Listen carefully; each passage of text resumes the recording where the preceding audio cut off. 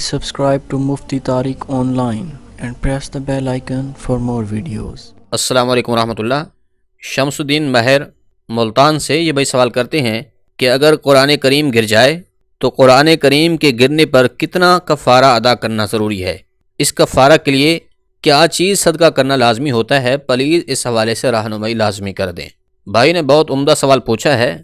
دیکھیے، اکثر علاقوں میں یہ بات رواج پکڑ چکی ہے کہ جب کسی سے قرآن کریم گر جاتا ہے تو پھر وہ لوگ قرآن کریم کو ترازو کے ایک پلڑے میں رکھتے ہیں اور دوسرے پلڑے میں کوئی اناج یعنی کہ گندم یا چاول وغیرہ رکھ کر قرآن کریم کے وزن کے برابر ان چیزوں کا وزن کرتے ہیں۔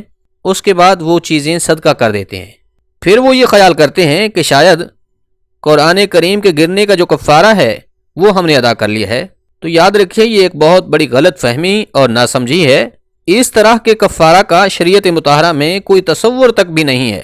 شریعت مطہرہ کا حکم یہ ہے کہ جب کسی سے قرآن کریم گر جائے تو وہ صدقے دل سے اس غلطی پر اللہ سے معافی مانگے۔ قرآن کریم گر جانے پر صدقے دل سے معافی مانگنا لازم ہے، نہ کہ قرآن کریم کے برابر کوئی چیز وزن کر کے صدقہ کرنا اس کا کفارہ ہے۔ اب ہوا کیا ہے؟ وہ یہ ہے کہ لوگوں نے اپنی طرف سے کفارہ کو رواج دے دیا ہے، مگر شریعت مطہرہ کا جو حکم ہے وہ یہ کہ جب قرآن کریم ہم سے گر جاتا ہے تو اس غلطی پر ہم اللہ سے معافی مانگیں۔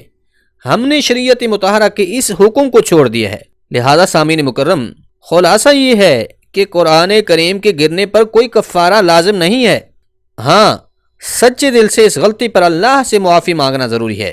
اس کے علاوہ اگر کوئی بندہ صدقہ کر کے غریبوں کو کچھ دینا چاہے تو یہ اچھی بات ہے، مگر قرآن کریم کا کفارہ سمجھ کر نہ دیں، بلکہ ویسے اللہ اور اس کے رسول صلی اللہ علیہ وآلہ وسلم کی رضا اور خوشنودی کو حاصل کرنے کے لیے یہ صدقہ آپ غریبوں کو دے سکتے ہیں۔